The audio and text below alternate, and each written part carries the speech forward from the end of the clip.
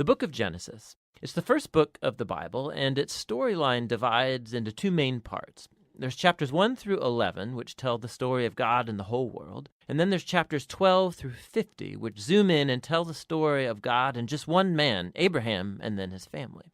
And these two parts are connected by a hinge story at the beginning of chapter 12. And this design, it gives us a clue to how to understand the message of the book as a whole and how it introduces the story of the whole Bible. So the book begins with God taking the disorder and the darkness described in the second sentence of the Bible, and God brings out of it order and beauty and goodness. He makes a world where life can flourish. And God makes these creatures called humans, or Adam in Hebrew. He makes them in his image, which has to do with their role and purpose in God's world. So the humans are made to be reflections of God's character out into the world, and they're appointed as God's representatives to rule his world on his behalf, which in context means to harness all of its potential, to care for it, and make it a place where even more life can flourish. God blesses the humans. It's a key word in this book. And he gives them a garden. It's like a place from which they begin starting to build this new world. Now, the key is that the humans have a choice about how they're going to go about building this world. And that's represented by the tree of the knowledge of good and evil. Up till now, God has provided and defined what is good and what is not good. But now God is giving the humans the dignity and the freedom of a choice. Are they going to trust God's definition of good and evil, or are they going to seize autonomy and define good and evil for themselves? And the stakes are really high. To rebel against God is to embrace death, because you're turning away from the giver of life himself. This is represented by the tree of life. And so in chapter 3, a mysterious figure, a snake, enters into the story. The snake's given no introduction other than it's a creature that God made. And it becomes clear that it's a creature in rebellion against God, and it wants to lead the humans into rebellion and their death. The snake tells a different story about the tree and the choice. It says that seizing the knowledge of good and evil are not going to bring death, that it's actually the way to life and becoming like God themselves. Now, the irony of this is tragic because we know the humans, they're already like God. They were made to reflect God's image. But instead of trusting God, the humans seize autonomy, they take the knowledge of good and evil for themselves, and in an instant, the whole story spirals out of control. The first casualty is human relationships. The man and the woman, they suddenly realize how vulnerable they are. Now, they can't even trust each other. And so they make clothes and they hide their bodies from one another. The second casualty is that intimacy between God and the humans is lost. So they go and run and hide from God, and then when God finds them, they start this game of blame shifting about who rebelled first. Now, right here, the story stops, and there's a series of short poems where God declares to the snake and then to the humans the tragic consequences of their actions. God first tells the snake that despite its apparent victory, it is destined for defeat, to eat dust. God promises that one day a seed or a descendant will come from the woman who's going to deliver a lethal strike to the snake's head, which sounds like great news, but this victory is going to come with a cost because the snake too will deliver a lethal strike to the descendant's heel as it's being crushed. It's a very mysterious promise of this wounded victor. But in the flow of the story so far, you see this is an act of God's grace. The humans, they've just rebelled, and what does God do? He promises to rescue them. But this doesn't erase the consequences of the humans' decision. So God informs them that now every aspect of their life together, at home and out in the field, it's going to be fraught with grief and pain because of the rebellion, all leading to their death. From here, the story then spirals downward. Chapters 3 through 11, they trace the widening ripple effect of the rebellion and of human relationships fracturing at every level. So there's a story about two brothers, Cain and Abel. Cain's so jealous of his brother that he wants to murder him. And God warns him not to give in to the temptation, but he does anyway. He murders him in the field. So Cain then goes on to build a city where violence and oppression reign. And this is all epitomized in the story of Lamech. He's the first man in the Bible to have more than one wife. He's accumulating them like property. And then he goes on to sing a short song about how he's more violent and vengeful than Cain ever was. After this, we get an odd story about the sons of God, which could refer to evil angelic beings, or it could refer to ancient kings who claimed that they descended from the gods. And like Lamech, they acquire as many wives as they wanted, and they produce the Nephilim, these great warriors of old. Whichever view is right, the point is that humans are building kingdoms that fill God's world with violence and even more corruption. In response, we're told that God is broken with grief. Humanity is ruining his good world, and they're ruining each other. And so out of a passion to protect the goodness of his world, he washes it clean of humanity's evil with a great flood. But he protects one blameless human, Noah, and his family, and he commissions him as a new Adam. He repeats the divine blessing and commissions him to go out into the world. And so our hopes are really high, but then Noah fails too, and also in a garden. He goes and he plants a vineyard, and he gets drunk out of his mind. And then one of his sons, Ham, does something shameful to his father in the tent. And so here we have our new Adam, naked and ashamed, just like the first, and the downward spiral begins again. It all leads to the foundation of the city of Babylon. The people of ancient Mesopotamia, they come together around this new technology they have, the brick. And they can make cities and towers bigger and faster than anybody's ever done before. And they want to build a new kind of tower that will reach up to the gods, and they will make a great name for themselves. It's an image of human rebellion and arrogance. It's the garden rebellion now writ large. And so God humbles their pride and scatters them. Now, this is a diverse group of stories, but you can see they're all exploring the same basic point. God keeps giving humans the chance to do the right thing with his world, and humans keep ruining it. These stories are making a claim that we live in a good world that we have turned bad, that we've all chosen to define good and evil for ourselves, and so we all contribute to this world of broken relationships, leading to conflict and violence and ultimately death. But there's hope. God promised that one day a descendant would come, the wounded victor who will defeat evil at its source. And so despite humanity's evil, God is determined to bless and rescue his world.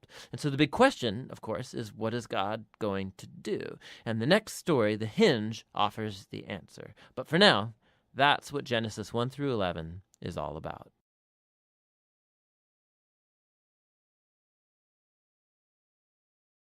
The book of Genesis.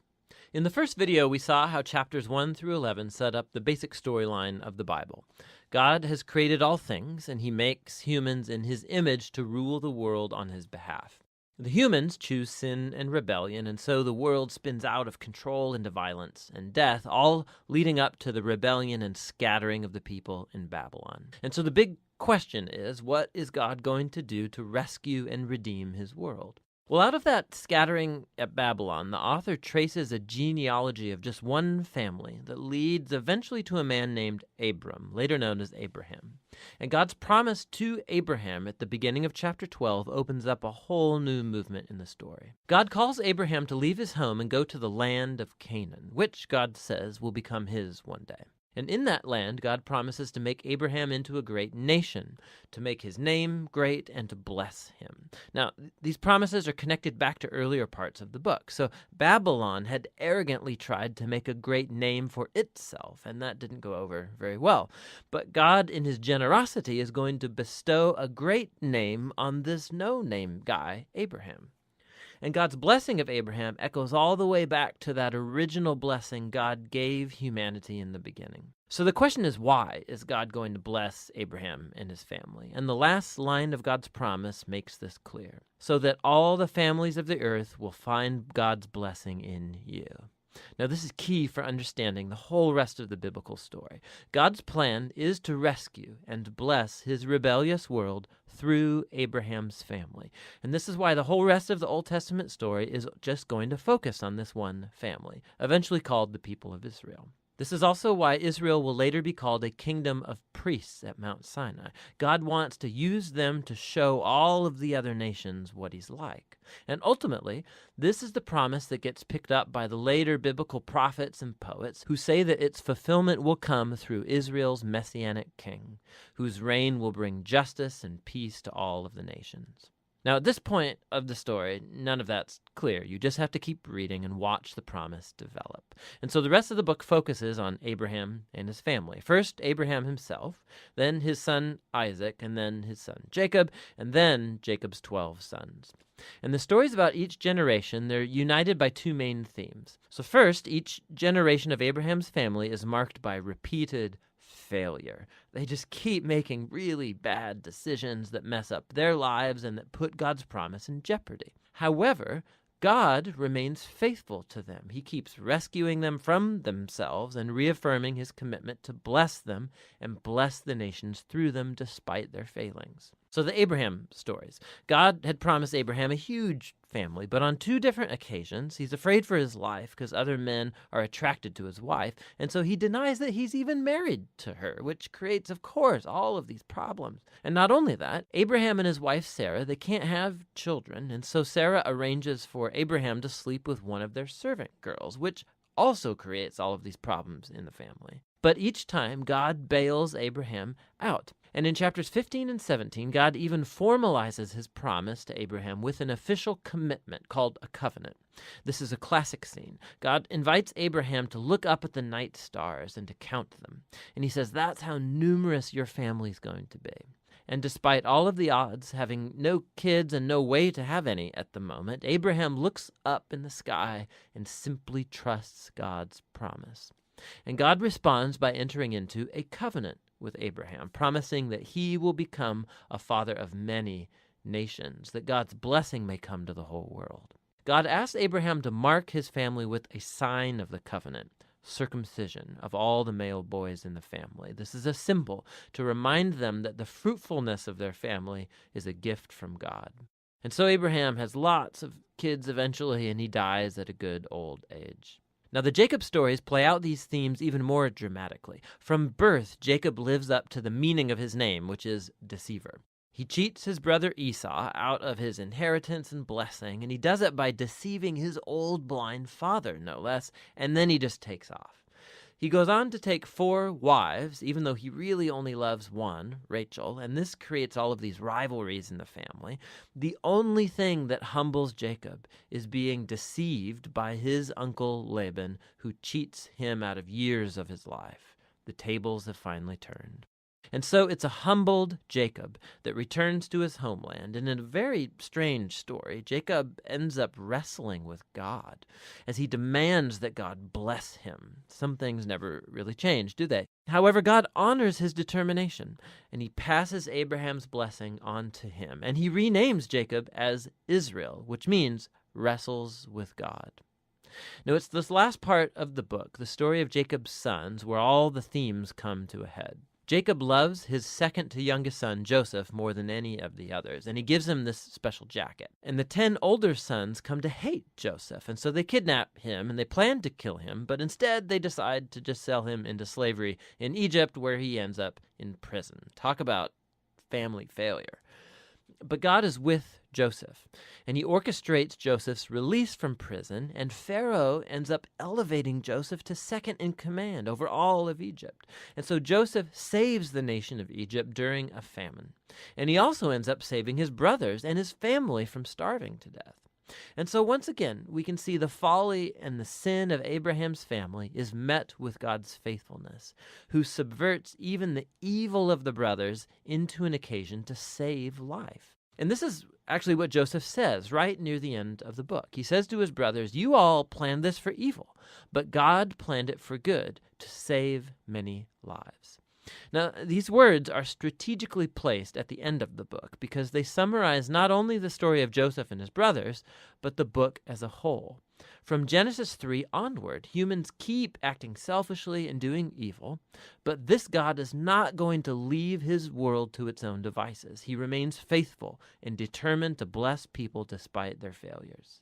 You can see this especially in how that mysterious promise about the descendant of the woman gets developed throughout the book. So remember, Genesis 3, God promised that this wounded victor would come and crush the snake and defeat evil at its source. And the author then connects this promise directly to the line of Abraham. This is a part of how God's going to bring his blessing to the nations. Now, from Abraham, this promise gets connected to Judah, the fourth son of Jacob. And this is how. In an extremely important poem in chapter 49, in aging Jacob, he's on his deathbed, he wants to bless his 12 sons. And when he comes to Judah, Jacob predicts that Judah will become the tribe of Israel's royal leaders, and that one day a king will come who will command the obedience of all the nations and fulfill God's promise to restore the garden blessing to all of the world. And then after this, Jacob dies. And later Joseph dies too. And the growing family remains in Egypt. And so the book of Genesis ends with all of these future hopes and promises left hanging and undeveloped. And it forces you to turn the page to see how it's all going to turn out. But for now, that's the book of Genesis.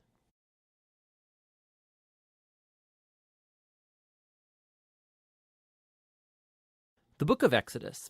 It's the second book of the Bible, and it picks up the storyline from the previous book, Genesis, which ended with Abraham's grandson, Jacob, leading his large family of 70 people down to Egypt. Now, Jacob's 11th son, Joseph, had been elevated to second in command over Egypt, and he had saved his whole family in a famine. And so Pharaoh, the king of Egypt, offered the family to come live there as a safe haven. And so eventually Jacob dies there in Egypt, and Joseph and all his brothers do too. About 400 years pass, and the story of the Exodus begins. Now, that name refers to the event that takes place in the first half of the book, Israel's exodus from Egypt. But the book has a second half that takes place at the foot of Mount Sinai. In this video, we'll just focus on the first half, where centuries have passed, and the Israelites were fruitful and multiplied, and they filled the land. Now, this line is a deliberate echo back to the blessing that God gave all humanity back in the Garden of Eden. And it reminds us of the big biblical story so far. Humanity forfeited God's blessing through sin and rebellion, and so God chose Abraham's family as the vehicle through which he would restore his blessing to all the world. But the new Pharaoh does not view Israel as a blessing. He actually thinks this growing Israelite immigrant group is a threat to his power. And so just as in Genesis, humanity rebels against God's blessing, so here Pharaoh attempts to destroy the source of God's blessing, the Israelites. He brutally enslaves them in forced labor, and then he orders that all the Israelite boys be drowned in the Nile River. Now, Pharaoh, he is the worst character in the Bible so far. His kingdom epitomizes humanity's rebellion against God. Pharaoh has so redefined good and evil according to his own interests that even the murder of innocent children has become good to him. And so Egypt has become worse than Babylon from the book of Genesis. And so now Israel cries out for help against this new Babylon, and God responds. God first turns Pharaoh's evil upside down as an Israelite mother throws her boy into the Nile River, but in a basket. And so he floats safely right down into Pharaoh's own family. He's named Moses, and he grows up to eventually become the man that God will use to defeat Pharaoh's evil. In the famous story of the burning bush, God appears to Moses and commissions him to go to Pharaoh and order him to release the Israelites. And God says that he knows Pharaoh will resist, and so he will bring his judgment on Egypt in the form of plagues. Then God also says that he will harden Pharaoh's heart. And so we're introduced into the next main part of the story, the confrontation between God and Pharaoh. Now, what does this mean that God says he'll harden Pharaoh's heart? It's super important to read this section of the story really closely and in sequence. In Moses and Pharaoh's first encounter, we're told simply that Pharaoh's heart grew hard. There's no implication that God did anything. And so in response, God sends the first set of 5 plagues, each one confronting Pharaoh and one of his Egyptian gods. And each time, Moses offers a chance for Pharaoh to humble himself and to let the Israelites go. But after each plague, we're told that Pharaoh either hardened his heart or that his heart grew hard. He's doing this of his own will. And so eventually, it's with the second set of 5 plagues that we begin to hear how God hardened Pharaoh's heart. So the point of the story seems to be this. Even though God knew that Pharaoh would resist his will, God still offered him all of these chances to do the right thing.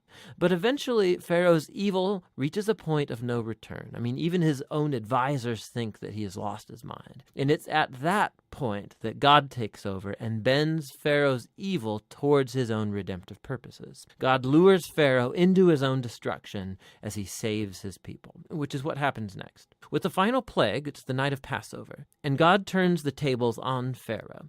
Just as he killed the sons of the Israelites, so God will kill the firstborn in Egypt with a final plague.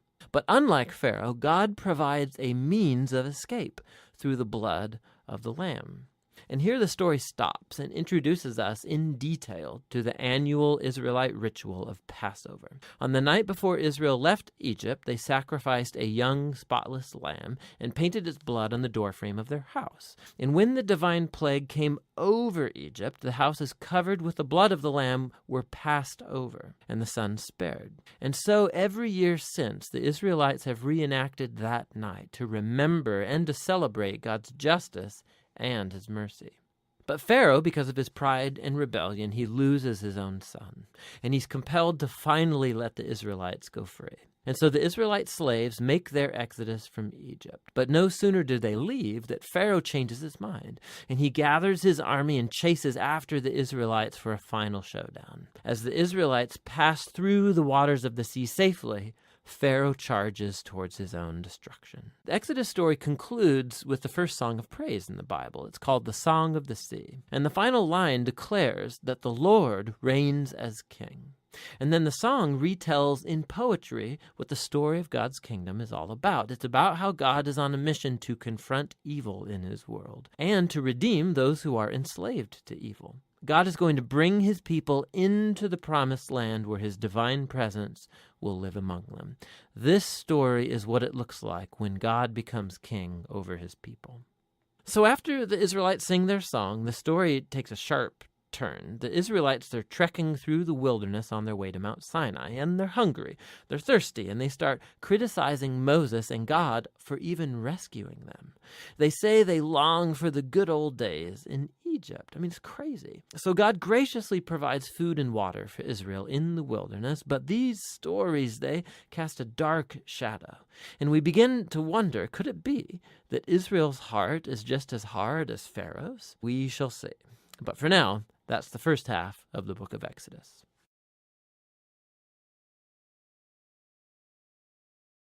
The book of Exodus.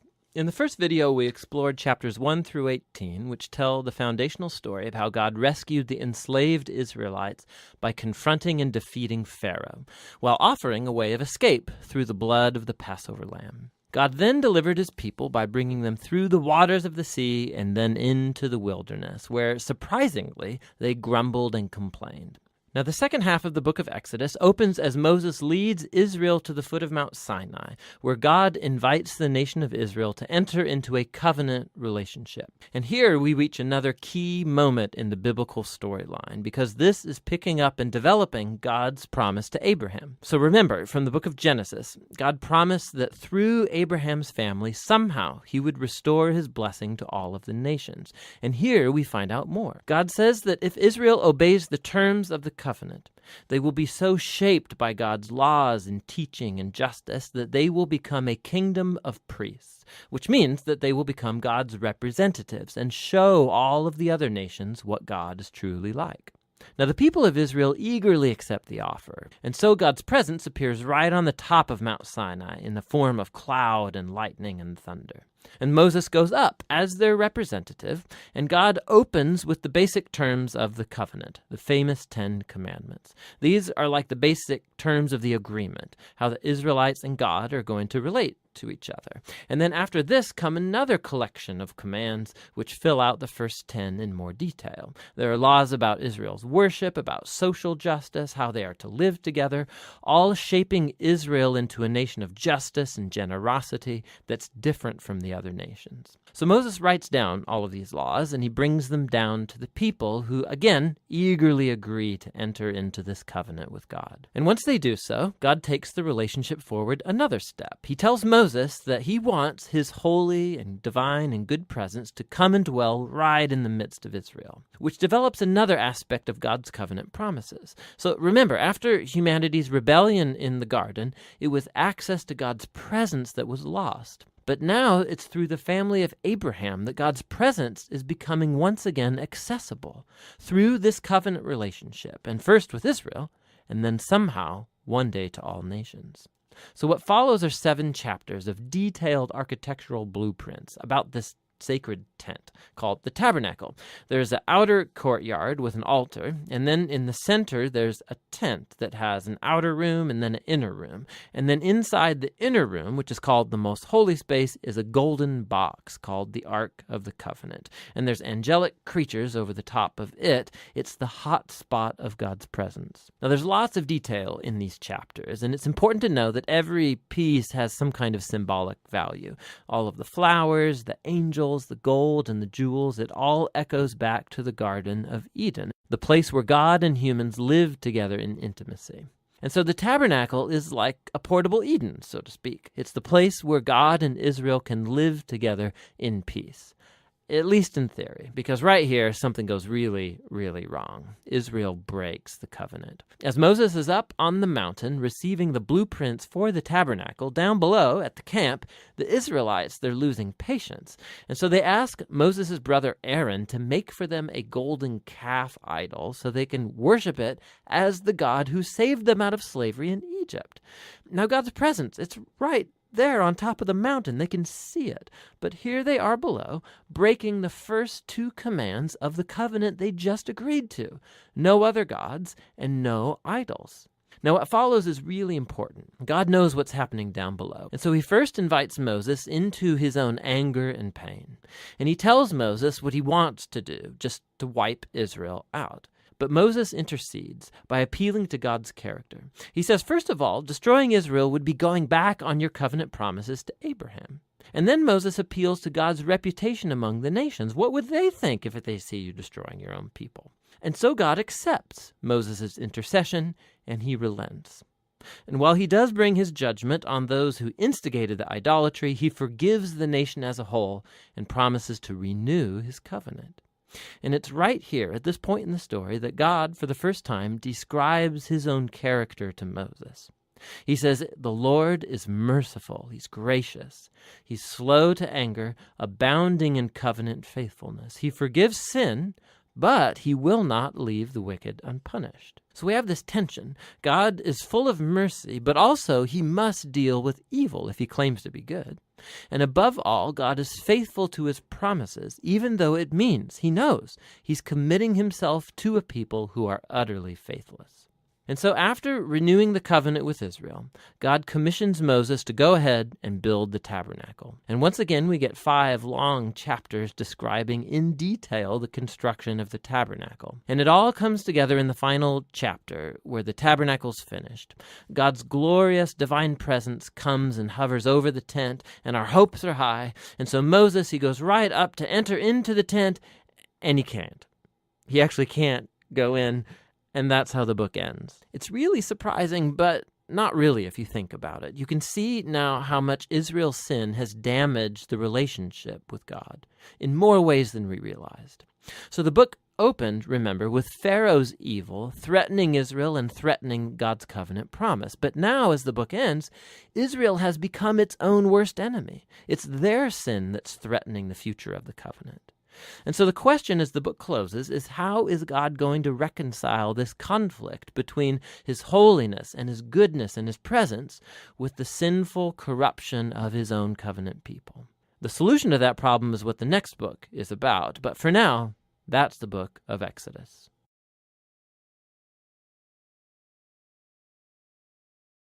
The book of Leviticus. It's the 3rd book of the Bible, and it's set right after the exodus of the Israelites from their slavery, when God brought them to the foot of Mount Sinai and invited Israel into a covenant relationship. Now, they had quickly rebelled and broke that covenant. And God had wanted for his glorious presence to come and live right in the midst of Israel in the form of this tabernacle. But Israel's sin has damaged the relationship.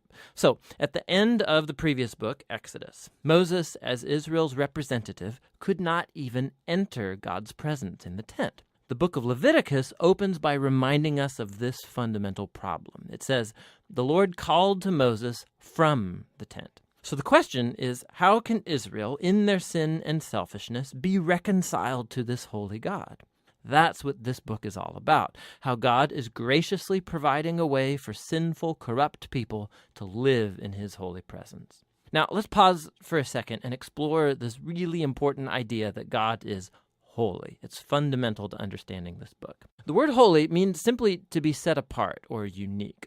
And in the Bible, God is set apart from all other things because of his unique role as the creator of all, as the author of life itself. And so if God is holy, then the space around God is also holy. It's full of his goodness and his life and purity and justice. So if Israel, who is unjust and sinful, wants to live in God's holy presence, they too need to become holy. Their sin has to be dealt with. Thus, the book of Leviticus.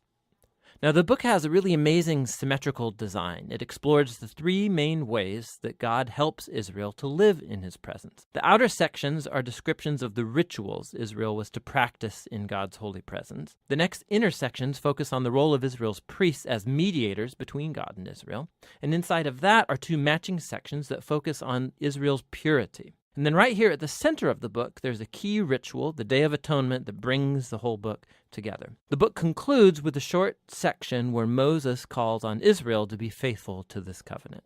Let's dive into the book. The first section explores the 5 main types of ritual sacrifices that Israel was to perform.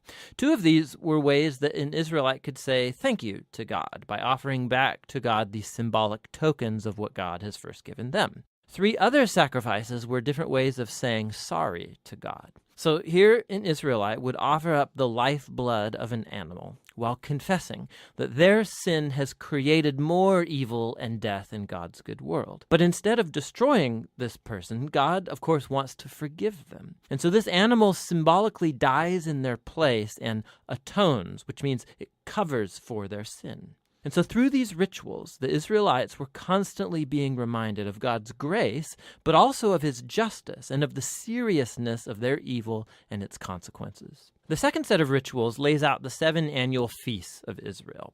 And each of these retold a different part of the story about how God redeemed them from slavery in Egypt and brought them through the wilderness on their way to the Promised Land. And by celebrating these feasts regularly, Israel would remember who they were and who God was to them. Now, the sections about Israel's priests, you have Aaron and his sons first ordained to enter into God's presence on behalf of Israel. And then in this matching section, we find the qualifications for being a priest. The priests were called to the highest level of moral integrity and ritual holiness because they represented the people before God, but then also represented God to the people. Now, we find out why the priest's holiness matters so much back here in this first section. Right after the family of Aaron was ordained, 2 of his sons waltz right into God's presence and flagrantly violate the rules. And so they are consumed by God's holiness on the spot. It's a haunting reminder of the paradox of living in God's holy presence, because it's pure goodness, but it becomes dangerous to those who rebel and insult God's holiness. And so it's important that Israel's priests become holy, and also that all of the people of Israel become holy, which is what the next inner sections are all about. Chapters 11 through 15 are about the ritual purity required of all the Israelites, and chapters 18 through 20 are about the moral purity of the people. Here's what's underneath all of this purity and impurity language. Because God is holy and he's set apart, the Israelites need to be in a state of holiness themselves when they enter into his presence. This was called being clean or pure. God's presence was off limits to anybody who was not in a holy state, and this was called being unclean or impure. Now, an Israelite could become impure in just a few ways. by contact with reproductive body fluids, by having a skin disease, by touching mold or fungus, or by touching a dead body. Now, for the Israelites, all of these were associated with mortality, with the loss of life, which gets us to the core symbol of all these ideas. You become impure when you're contaminated by touching death, so to speak. And death is the opposite of God's holiness, because God's essence is life. Now, this is really key. Simply being impure was not sinful or wrong. Touching these kinds of things was a normal part of everyday life. And impurity was a temporary state. It just lasted a week or two, and then it's over. What was wrong or sinful was to waltz into God's presence carrying these symbols of death and impurity on my body. Don't do that. Now, the last way of becoming impure was by eating certain animals, and the kosher food laws are found right here in this section. Now, there have been lots of theories about why certain animals were considered impure and off limits. To promote hygiene or to avoid cultural taboos, the text just isn't explicit. But the basic point of all of these chapters is really clear. Altogether, these work as an elaborate set of cultural symbols that reminds Israel that God's holiness was to affect all areas of their lives. This corresponding section over here is about Israel's moral purity. The Israelites were called to live differently than the Canaanites. They were to care for the poor instead of overlooking them. They were to have a high level of sexual integrity, and they were to promote justice throughout their entire land. Now, here at the center of the book, we find a long description of one of Israel's annual feasts, the Day of Atonement. Odds are that not every Israelite's sin and rebellion would be covered through the individual sacrifices. And so once a year, the high priest would take 2 goats. One of these would become a purification offering and atone for the sins of the people. And the other was called the scapegoat. The priest would confess the sins of Israel and symbolically place them on this goat, and then it would be cast out into the wilderness. Again, this is a very powerful image of God's desire to remove sin and its consequences from his people, so that God can live with them in peace.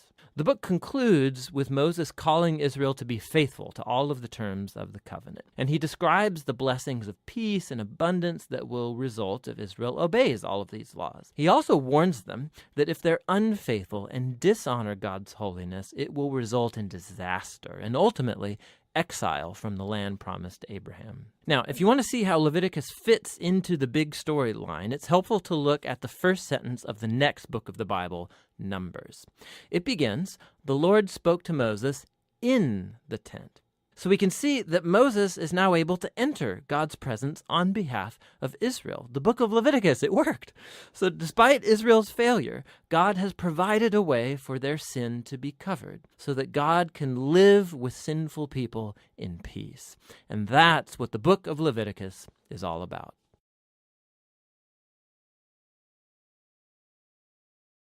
The book of Numbers. This 4th book of the Bible carries forward the story of Israel after their exodus from slavery in Egypt. God had brought them to Mount Sinai, and he entered into a covenant with them there. And despite Israel's rebellion, God had graciously provided a way for Israel to live near his holy presence in the tabernacle. So the book of Numbers begins as Israel wraps up their 1-year stay at Mount Sinai, and they head out into the wilderness on their way to the land that God promised Abraham. Now, the book's storyline is designed according to the stages of their journey. So the first section begins at Mount Sinai, but then they set out and travel to the wilderness of Paran. And then from there, they travel to the plains of Moab, which is right across from the Promised Land. Now, the first part opens with a census where the people are numbered. That's where the book gets its name. And then there are laws about how the tribes of Israel were to be arranged in their camp. So the tabernacle was to be at the center, and then around that, the priests and the Levites, and then around them, the 12 tribes neatly arranged with Judah at their head. Now, this was all an elaborate symbol about how God's holy presence was at the center of their existence as a people. This is all followed by a whole series of laws that develop the purity laws from the book of Leviticus. If God's presence was going to be in their midst, every effort should be made to make the camp pure, a place that welcomes God's holiness. In chapter 10, the cloud of God's presence lifts from the tabernacle and guides Israel away from Sinai out into the wilderness. And immediately things go terribly wrong. So in chapter 11, the people start complaining about their hunger and thirst and how they want to go back to Egypt. And then in chapter 12, Moses' own brother and sister begin opposing and bad-mouthing him in front of all of the people. This trip is not off to a good start. The next section begins as the Israelites arrive in the desert of Paran, about halfway to the Promised Land. And God tells Moses to send out the 12 spies, one for each tribe, so they can scout out the Promised Land. So when the spies all return, 10 of them say that there is no chance Israel can survive there because the Canaanites will destroy them. But there are 2 spies, Caleb and Joshua, who say that God can save them. But the 10 whip up the people into a fearful rage, and they start planning a mutiny. They're going to appoint a new leader and head back to Egypt. So God is understandably angry, and Moses intercedes on the people's behalf. He calls God to be faithful to his promises to Abraham. And so God does, but not at the expense of his justice. He gives these Israelites what they want, to not enter the land. And God sentences this generation to wander in the wilderness for 40 years until they die. Only their children will get to enter the Promised Land. Now, you'd think this severe consequence would wake them up, but it gets even worse. So in the next story, there's a whole group of Levites that begin a rebellion, and they challenge Moses and Aaron's leadership, saying that they have gone way too far. So God deals severely with these Levites, and he renews his commitment to Moses and Aaron as Israel's leaders. Now, as they leave the region of Paran and hit the road, it goes downhill yet again. The Israelites start complaining again about their thirst, and they ask why Moses even brought them out of Egypt in the first place. So God tells Moses to speak to a rock to bring out water for all of the people. But Moses doesn't really do this. He oversteps his bounds. He hits the rock twice and then says, "You rebels, do we have to bring water out of this rock?" So Moses dishonors God by putting himself in God's place as the one who brings out the water. And so Moses brings down on himself the same fate as the wilderness generation. He too will die in the desert and never get to enter the Promised Land. After this, the Israelites rebel yet again, and God brings a very strange judgment on them, venomous snakes to come and bite the people. And so Moses again intercedes on behalf of the people. And God tells Moses to do this, to make a bronze snake and to lift it up on a pole, so that whoever looks at this snake would be healed of the poisonous snake bite. It's a very strange symbol, but it speaks to the challenge that God has by being faithful to his covenant. He's right to bring justice on the Israelites' evil and sin. But even God's justice gets transformed into a source of life for those who will look to God for healing. From here, the people head into the plains of Moab, and the first main part of the section focuses on the strange figure of Balaam. So the king of Moab is freaked out at this huge group of people traveling through his territory. So he hires a pagan sorcerer, Balaam, to pronounce curses on Israel. And 3 different times, Balaam finds that he cannot curse them. He can utter only blessing upon Israel. Remember God's promise to Abraham from Genesis 12. So not only can Balaam not curse Israel, but God actually gives him a vision about a future Israelite king who will one day bring God's justice to all of the nations. This vision recalls Jacob's promise to Judah in Genesis chapter 49. Now, it's worth stopping to reflect on the flow of the book so far. The rebellion stories in the wilderness, they just heap up on one another, getting worse and worse. And while God does bring partial acts of judgment on Israel, he's also kept showing mercy, providing food and water along the way. And so the Balaam story, it shows God's grace in bright colors. Because here's Israel. They're down in the camp grumbling and rebelling, but up in the hills, unbeknownst to them, God is protecting and even blessing them. And it's this contrast between Israel's rebellion and God's faithfulness in the wilderness. That's what made these stories so important for later generations of Israel. So the wilderness stories are retold time and again by later biblical prophets and poets, and even by the apostles in the New Testament. And these stories always serve as a warning that while God will remain faithful to his covenant promises, he will also allow his people to walk away in rebellion and face the consequences. After this, the rest of the book focuses on the children of the wilderness generation, and they begin preparing to inherit the Promised Land. They take another census of the new generation, then they go on and win a number of battles with the people groups around them, and then a few tribes even begin to settle in the Promised Land. So the book ends with the new generation poised to enter into the land, and Moses is about to deliver his final words of wisdom and warning. But for now, that's what the book of Numbers is all about.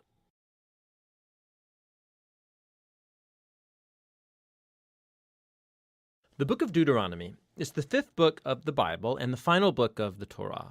After the exodus from Egypt, Israel was at Mount Sinai for 1 year, entering into a covenant with their God. And then they had the disastrous road trip through the wilderness, and the Exodus generation disqualified themselves from entering into the land promised to Abraham. And so Deuteronomy begins with Moses standing in front of this new generation, explaining the Torah.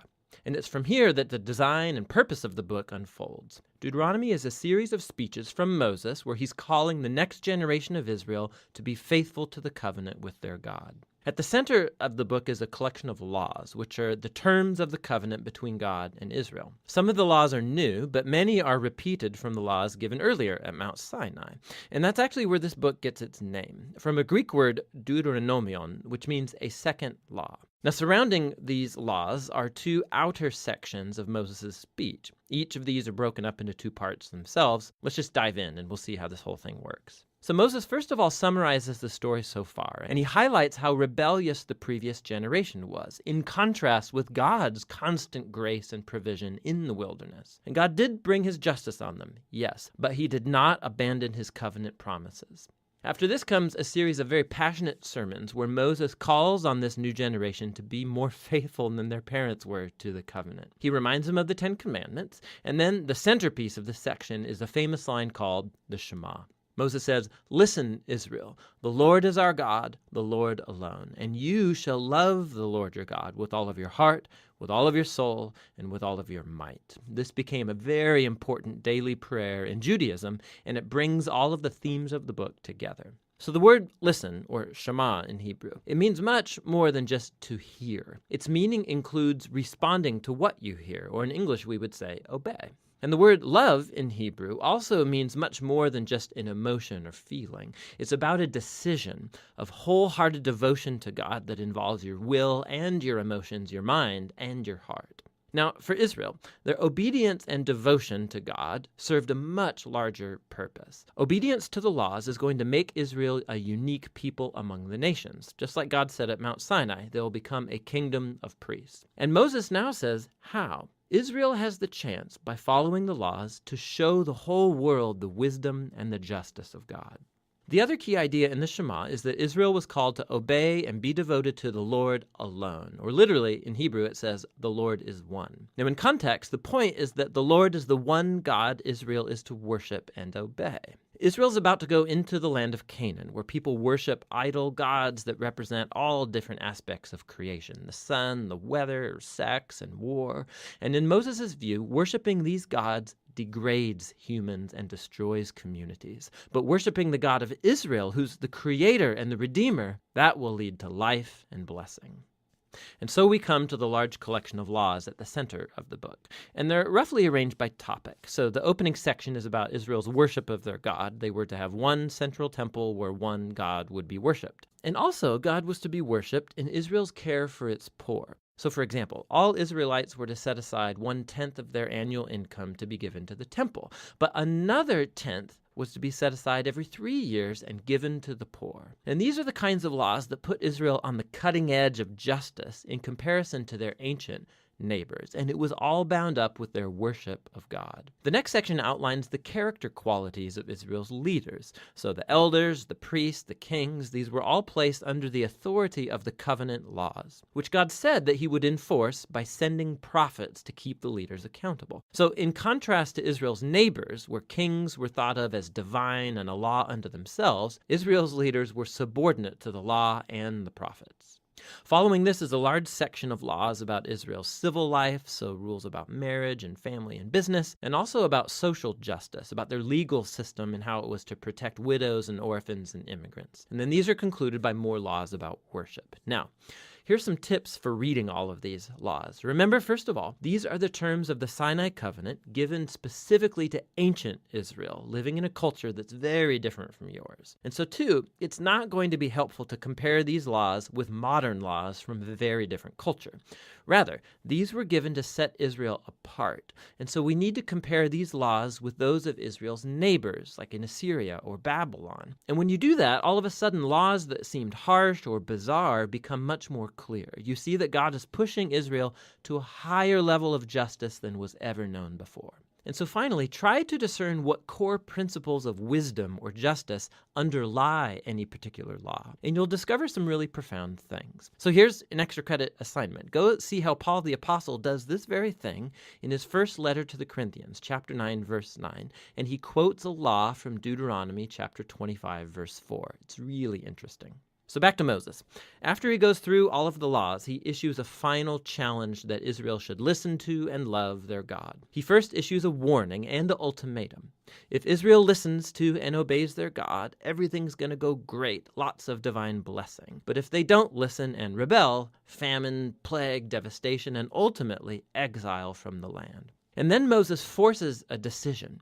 He says, "Today I set before you all life or death, blessing or curse, goodness or evil. So choose life by loving the Lord your God and listening to him."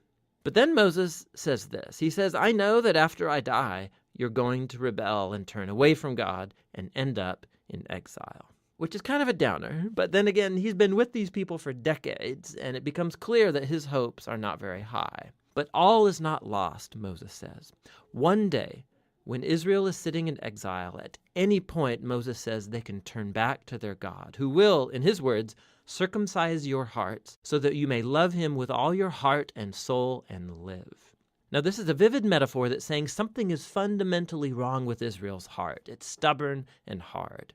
And it's the same thing wrong with the heart of all of humanity. This is going all the way back to the rebellion in the garden. Humans seized autonomy from God. They wanted to define good and evil for themselves, and they ruined God's good world as a result.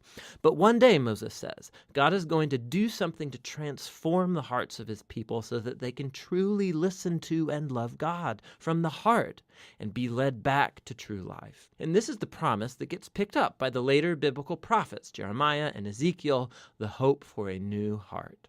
So Moses ends his speech with a poem of warning and then of blessing, and then he walks up onto a mountain and he dies. And so the Torah draws to a close. All of the major plot tensions of the biblical story are in place, but left totally unresolved. So when is the descendant of the woman going to come and defeat evil? Or how is God going to rescue the whole world and bless all nations through this family? And how can God's holiness be reconciled with people who are continually rebellious? And how is God going to transform the hearts of his people? You just have to keep reading to find out. But for now, that's what the book of Deuteronomy is all about.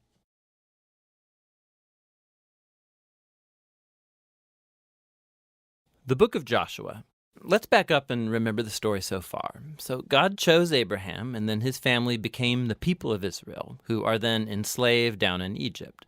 And so through Moses, God rescued Israel out of Egypt. He made a covenant with them at Mount Sinai, and he brought them through the wilderness. So Israel then camped outside the promised land, and Moses called them to obey God's commands so that they could show all the other nations what God is like. The book of Joshua picks up right after Moses has died, and Israel's ready to enter the land. So the story of Joshua is designed with four main movements. Joshua first leads Israel into the promised land, and then once they're there, they meet all this hostility from the Canaanites, and so they engage them in battle. Then after their victories, Joshua divides up the promised land as the inheritance for the 12 tribes, and then the book concludes with these final speeches that Joshua gives to the people. So let's dive in and we'll see how all of it flows together. The first section begins with Moses' death, and Joshua is appointed as Israel's new leader. And the author intentionally presents Joshua as a new Moses. So like Moses, Joshua calls the people to obey the Torah, which means the covenant commands that they were given at Mount Sinai. And then Joshua sends spies into the land, just as Moses did back in Numbers chapters 13 and 14, except it goes way better this time. In fact, even some Canaanites turn and follow the God of Israel.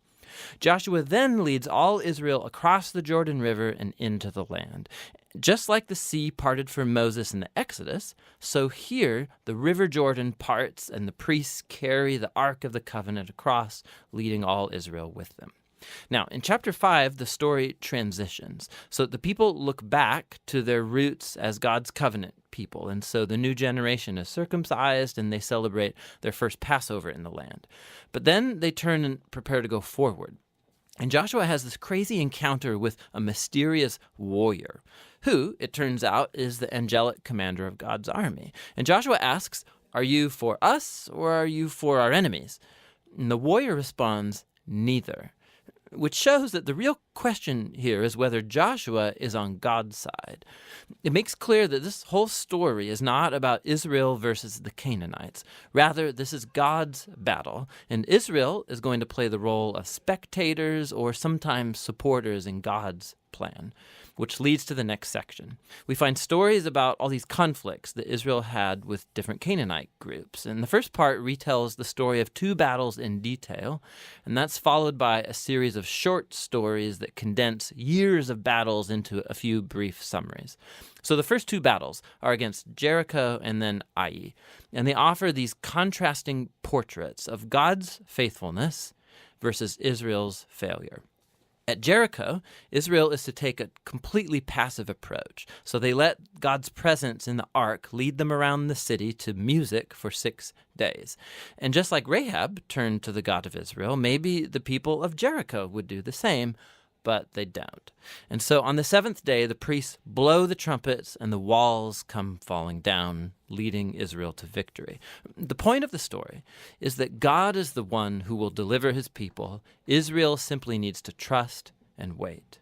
Now, the next story of the battle at Ai makes the opposite point. So there's this Israelite named Achan, and he steals from Jericho some of the devoted goods that were to belong to God alone, and then he lies about it. It's a pretty lame move after all that God has done for Israel. And so Israel goes into battle with the city of Ai, and they're totally defeated. And it's only after humble repentance and severely dealing with Achan's sin that Israel gains victory. And so together, these 2 stories, they're placed right up front to make an important point. If Israel is going to inherit the land, they have to be obedient and trust in God's commands. They don't get special treatment. Now, the second part of this section begins with the Gibeonites, a Canaanite people group, and they do just what Rahab did as they turn to follow the God of Israel and they make peace with Israel. This is in contrast to all of these other Canaanite kings who start to form alliances and coalitions, and they want to destroy Israel. So Israel engages them in battle, and they win by a landslide. And so this whole section concludes with this summary list of all of these victories won by Moses and then by Joshua. Now, let's stop for a second, because odds are that these stories and the violence in them, they're going to bother you. And if you're a follower of Jesus, you're bound to wonder, like, didn't Jesus say to love your enemies? Why is God declaring war here? So first, why the Canaanites? The main reasons are actually given earlier in the biblical story. It's that the culture of the Canaanites had become extremely morally corrupt, especially when it comes to sex. Go check out Leviticus chapter 18. And they also widely practiced child sacrifice. Go see Deuteronomy chapter 12. And so God didn't want these practices to influence Israel. The Canaanites had to go. Which raises the second question. Did God actually command the destruction of all the Canaanites, like a genocide? So at first glance, you look at the phrases used in these stories. They totally destroyed them. They left no survivor or anything that breathed. But when you look a second time more closely, you'll see that these phrases are clearly hyperbole and not literal. So go back to the original command about the Canaanites in Deuteronomy chapter 7.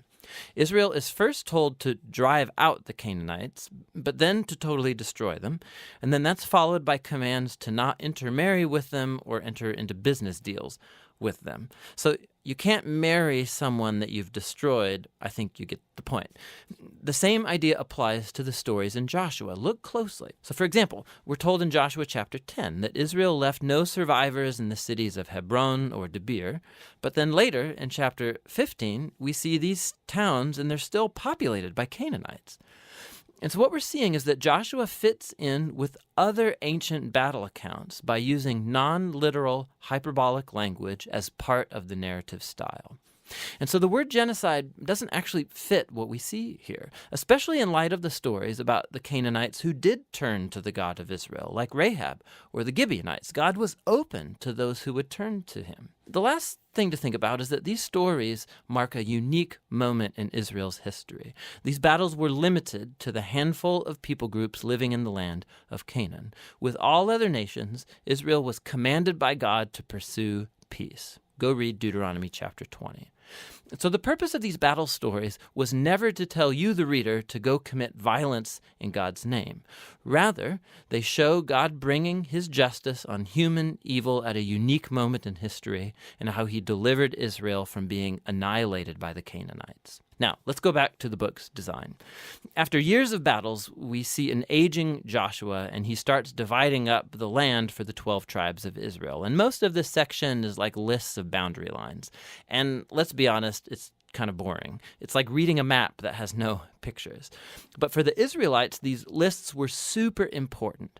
This was the fulfillment of God's ancient promises to Abraham that his descendants would inherit the promised land. And so now it was all coming to pass right down to the detail, which leads to the final section. Joshua gives two speeches to the people that are very similar to the final speeches of Moses in Deuteronomy.